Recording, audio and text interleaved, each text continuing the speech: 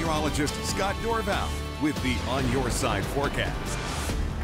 Yes, Morley Nelson Elementary School. A big hello to all the third graders. I wasn't standing still the entire time. Most of the time I was moving. There we go. There you can see I was just frozen there for a moment. Kids had a great time. We did some great weather experiments today. The kids enjoyed it. We were talking about how air expands when it is heated, and that allows the water cycle to kind of go into motion, allowing that air to rise and then cool and condense to make clouds, and had some great questions and some great answers. I'll tell you what, these kids are right on top of it. So a big hello to all of the third graders at Morley Nelson Elementary School. I appreciate you inviting me into the classroom today. We had a great time. I even showed them some of my old college notes about math and science, and they were excited about it. Well, maybe I'm just overdoing that a little bit, but they are excited about winter coming on up. Let's take a look at what's been going on around the region today. Big hello, all you guys at third graders here at Morley Nelson Elementary. Had a great time today. I really appreciate that. Temperatures in the 40s. Oh, by the way, you can go to my Facebook page, Scott Dorval, and look at those weather experiments. We did some Facebook Lives while we were there, and so you can see some of the details and get a little more video from that visit today.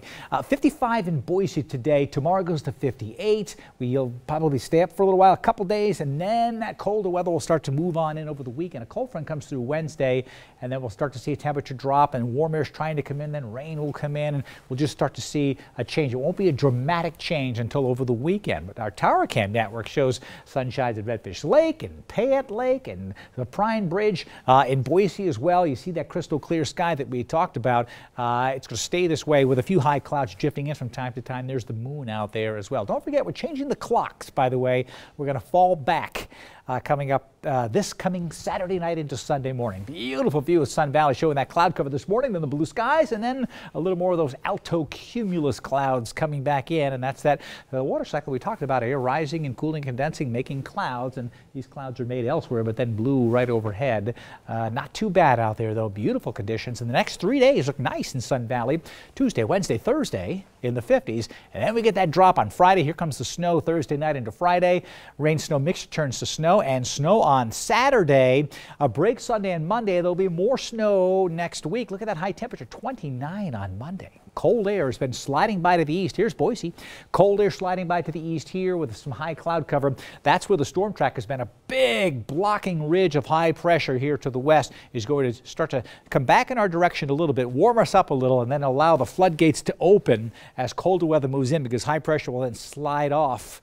And that will bring in the colder weather, as it does when you look at the snow over the next week or so. First of all, by November 2nd, that's when the Thursday, the snow just starts to make it into the west central mountains. It comes in with a surge, and then a second surge comes in. If you add it all up, in the pink and purple areas you see in here, we're talking over a foot of snow, and the higher peaks, the higher elevations above 7,000 feet, 7,500 feet, even more snow. In the Treasure Valley, it shows some snow on the ground. I think we'll get some snow falling. The Magic Valley could get some accumulating snow. This is something we'll have to visit as we approach the weekend, looking into next week. Will we get snow on the ground? Difficult this time of year, but it is possible.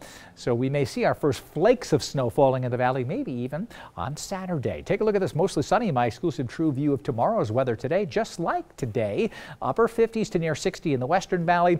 Boise around 57 degrees. Garden Valley at 58, cooler, sunny to partly cloudy with light wind. In the West Central Mountains, 65 in Riggins, 51 in McCall. Colder temperatures tomorrow morning, frosty in the Treasure Valley. You will notice the change. Sun Valley, you're getting up into the 50s tomorrow, a little on the cool side. My extended forecast shows those low temperatures real chilly tomorrow. It will actually warm up into Wednesday to 63 degrees. Wednesday is going to be a nice day, and then the changes come in. Thursday evening, Thursday night, Friday, rain comes in. The weekend, by Sunday, we're like 41 for a high temperature. Wow. Yeah. I know you like your math. I know you like your math. I have to show you that notebook. I'll show you that notebook. It's scary. Give it to me so I can fall asleep tonight, okay? Thanks, Scott. All right. Well, the first indictments from special counsel Robert Mueller were made public today. Among those charged, Paul Manafort, the president's former campaign manager, Rick Gates, the deputy campaign manager, and a top official in charge of the inauguration. And there was a third name, George Papadopoulos, a foreign policy advisor to then candidate Trump. He has pled guilty to charges that he coordinated with Russian agents during the campaign and lied about it to authorities. ABC's Lana Zach is following all the breaking details from Washington tonight. It doesn't have anything to do with us. White House spokesperson Sarah Sanders is distancing President Trump from the 3 men indicted by special counsel Robert Mueller. Among them, campaign foreign policy advisor George Papadopoulos, shown here with Mr. Trump in a meeting that the candidate described as my national